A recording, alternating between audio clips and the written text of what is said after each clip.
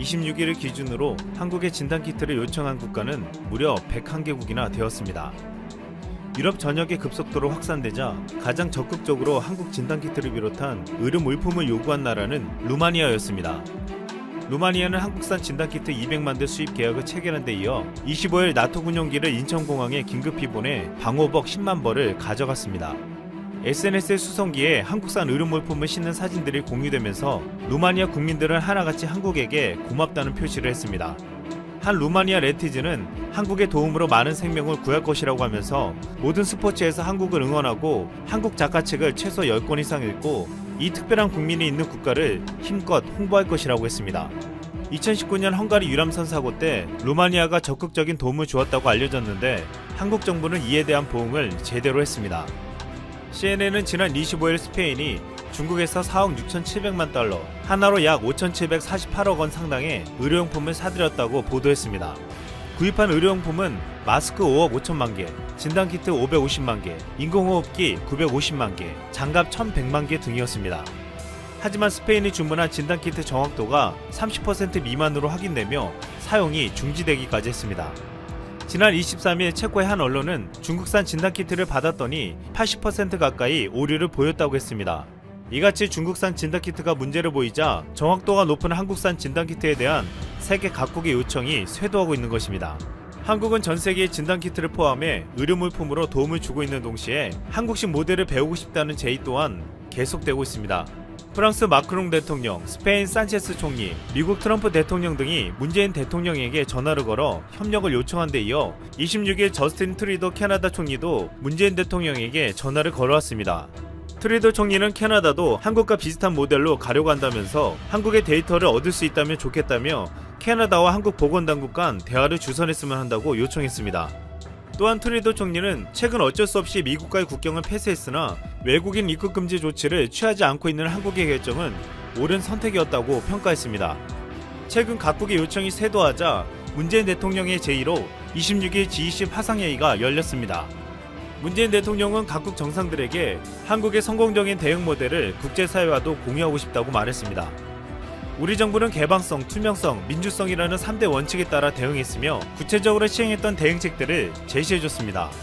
또한 무엇보다 세계 경제에 대한 부정적인 영향을 최소화하기 위해 국가 간 경제교류의 필수적인 흐름을 유지해야 한다고 하면서 각국의 방역 조치를 저해하지 않는 범위에서 과학자, 의사, 기업인 등 필수 인력의 이동을 허용하는 방법을 모색하자고 했습니다. 최근 전 세계가 아무런 준비 없이 환자 수가 급증하자 국경을 막고 봉쇄 정책을 쓰면서 경제적 피해가 상상할 수 없을 정도로 커져가고 있습니다. 이에 이번 사태의 리더가 된 한국은 철저하고 공격적인 방역 대책을 제시하면서 경제적 피해를 줄일 수 있는 모범안을 내놓은 것입니다. 최근 이번 위기를 계기로 전 세계 지형이 변하고 있다는 분석도 나오고 있습니다. 과거 전 세계를 주도했던 미국이 이번 위기에서 도움을 받는 처지가 되면서 국제적 리더십이 실종됐다는 지적이 나왔습니다. 워싱턴 포스트는 미국은 전통적으로 위기 시기를 이끌어왔지만 지금은 자기 고립을 실행하고 있다고 비판했습니다. 실제 미국은 이번 위기에 안일하게 대처하며 환자 수가 중국을 추월해 8만 5천 명을 넘었는데 현재 병상이나 의료 정비가 현저히 부족해 한국을 비롯한 다른 국가의 도움을 받는 처지가 되었습니다. 이에 반해 중국은 마스크와 보호 장비 등 의료 장비들을 이탈리아와 스페인, 네덜란드, 이란 등으로 전달했지만 이 또한 진단키트 등 불량품이 많아 신뢰를 주지 못하고 있습니다. 또한 미국과 유럽 국가들의 환자 수가 급증하면서 중국의 데이터가 축소되었을 것이란 의심도 받고 있습니다. 중국은 한때 미국이 중국인의 입국 금지를 선언했을 때 많은 비판을 했지만 자국이 안정되자 28일부터 외국인 입국을 전면 금지하기로 했습니다. 또한 유럽은 최고의 선진국가라 불리며 높은 시민의식이 추앙받았지만 이번 위기의 사재기를 일삼고 정부의 지침을 잘 따르지 않아 추락하는 모습을 보여줬습니다. 여기에 의료 시스템의 한계 또한 드러내며 이에 반해 한국의 의료 시스템이 얼마나 훌륭한지를 비교해 보여주었습니다. 이제 선진국이라 불렸던 국가들에게서 한국을 칭찬하고 따라야 한다고 말할 정도가 되고 있습니다. 오래전부터 이 같은 상황을 예측한 빌 게이츠는 미국은 이미 너무 늦었다면서 성공 모델로 한국을 지목하며 이렇게 말했습니다. 한국은 셧다운 같은 폐쇄 조치 없이 대응해냈다. 왜냐하면 테스팅을 너무 잘했기 때문이다. 이걸 배워야 한다. 이번 위기의 한국은 전 세계 국가로부터 모범, 교과서, 모델이라고 불렸습니다. 한국은 전 세계 국가들에게 위기 속에서 가야 할 길을 보여주며 희망의 메시지를 심어주었습니다. 그리고 한국의 국격은 그 어느 때보다도 올라갔습니다. 우리의 예상이 현실이 되었습니다. PPP 기준 1인당 GDP, 즉 구매력 평가 기준 한국의 1인당 국내 총생산이 사상 처음으로 일본을 앞질렀습니다. 경제협력개발기구 OECD가 최근 발표한 통계 자료에 따르면 한국의 구매력 기준 GDP가 일본을 따라잡아 아시아 1위로 도약하였고, 이는 통계 자료가 발표되기 시작한 1970년 이후로 처음 있는 일이었습니다. 이전에 IMF는 한국의 1인당 GDP가 2023년까지 일본을 따라잡을 것이라 예상했는데 이보다 훨씬 더 빨리 현실이 되었습니다. 일본이 오랜 기간 동안 고령화, 경기 침체, 미래산업 개발 실패 등을 겪으면서 경제가 무너져 내렸지만 아베 내각이 아베노믹스의 실패를 인정하지 않고 그대로 방치해두자 한국에 아시아 1위 자리를 내주게 되었습니다. 이 소식을 접한 일본은 상당한 충격을 받았는데요. 일본 경제 미디어 다이아몬드는 미국과 일본의 GDP 차이는 이미 잘 알고 있어 충격이 아니다. 그런데 한국이 일본을 추월했다는 것은 정말 충격적이다 라며 뒷목을 잡는 듯한 보도를 쏟아냈습니다.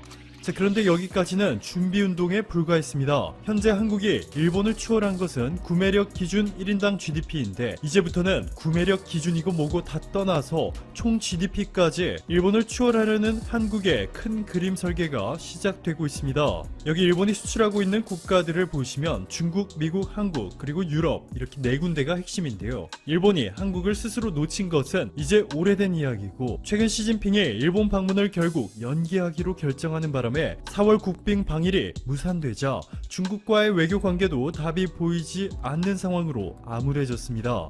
자, 이런 상황에서 결국 일본에게 남은 희망은 미국과 유럽인데요. 최근 유럽에서마저 한국과의 경쟁에서 완벽하게 패하면서 최대의 위기를 맞이하고 있습니다. 한국의 삼성 SDS가 이스라엘의 첨단 기업 크레도락스와 손을 잡게 되면서 유럽 시장을 완전히 장악할 준비를 마쳤습니다. 이스라엘의 크레도락스는 카드 결제 시 거래 처리를 위한 서비스를 유럽의 주요 30개국과 미국, 중국, 일본에서까지 제공하며 이미 전 세계에 시스템 구축을 완성시켜 놓았는데요. 여기에 바로 삼성 SDS의 블록체인 기술이 합쳐질 예정입니다. 삼성 SDS의 블록체인 기술 넥스레저는 이미 전 세계 최초로 수출 통관 물류 서비스에 적용되기 시작하였고 제조업 분야와 금융 분야까지 사용되고 있는데요. 윤심 삼성 SDS 부사장은 삼성의 넥스레저는 IBM의 하이퍼레저보다 12배나 빨라졌다며 블록체인 상용화의 가장 큰 문제점 중 하나였던 느린 속도를 신기술을 통해 해결했다 전했습니다. 이스라엘 크레도락스의 이갈 로템 최고 경영자는 크레도락스의 플랫폼에 삼성의 블록체인 기술이 결합하여 시스템 운영, 기업 간 거래, 회계 프로세스 등의 분야에서 혁신이 있을 것이라 전했습니다. 즉 미래에는 유럽에서 거래되는 카드 및 대부분의 결제들이 모두 삼성의 넥스레저를 통해 이루어지면서 7억 명이 넘는 유럽인들의 금융활동이 한국의 기술력에 의존하게 될 전망입니다. 이뿐만이 아니죠. 한국의 SK텔레콤이 유럽 최대 양자암호통신 시험망 구축 프로젝트에서 무려 절반을 따내는 데 성공하였습니다. 양자암호통신은 궁극의 보안통신 기술로 알려졌는데요. 보안이 생명의 5G 네트워크가 빠르게 상용화되고 있는 현 시점에서 핵심 중에서도 핵심이라 볼 수 있습니다. 이에 일본도 엄청난 자금을 투입해 글로벌 양자암호 시장에서 선두 자리를 차지하기 위해 온갖 노력을 다해왔지만 이번 유럽에서의 결과는 처참했습니다. 이번 최대 규모의 유럽 양자암호 통신 시험망 구축 프로젝트는 독일의 베를린, 스위스 제네바, 스페인 마드리드, 오스트리아 빈 등 유럽의 주요 도시 총 30개 구간의 양자암호 통신망을 구축한다는 초대형 사업인데요. 30개 도시 중에서 무려 14구간을 한국의 SK텔레콤이 독차지하였습니다. 정확하게 말하면 SK텔레콤이 700억 원을 주고 인수한 IDQ라는 회사를 통해 이번 사업을 따낸 것이죠. 길이만 무려 1400km에 달하는데 한국 기업의 놀라운 성과 때문에 그간 사활을 건 일본의 도시바는 SK의 절반도 채 되지 않는 6개의 구간만 획득하는 데 그쳤습니다. 일본으로서는 매우 실망적인 결과죠. 여기에 SK텔레콤은 유럽 최대 이동통신사인 독일의 도이치텔레콤과 손을 잡고 한국의 5G 기술을 기반으로 한 5G 중계기를 독일의 주요 도시마다 구축하기로 하였습니다. 한국의 SK텔레콤이 세계 최초로 개발에 성공한 5G 솔루션이 네트워크 환경이 한국과 비교해 열악한 유럽에서의 문제점을 시원하게 해결해주며 잭팟을 터뜨린 것인데요. 오래전부터 유럽 통신사들과 사업협력을 추진한다고만 발표한 뒤 아무런 눈에 띄는 성과를 거두지 못하고 있는 일본 통신회사들이 한국과 상당히 비교되고 있습니다. 보시는 것처럼 반도체와 바이오, IT 등 미래 유망 산업들을 중심으로 글로벌 시장을 제패하고 있는 한국과는 달리 일본 경제를 주도하고 있는 회사들은 이미 하향세를 그리고 있는 자동차 산업의 NTT 도코모, 소프트뱅크, KDDI 등의 통신 회사들이죠. 그런데 이 통신 회사들마저 글로벌 시장에서 한국과의 경쟁에서 밀려 추락하면서 일본이 받을 타격은 상상 이상으로 불어나고 있습니다. 오늘도 감사합니다. 최고로 행복한 하루 보내시길 바랄게요.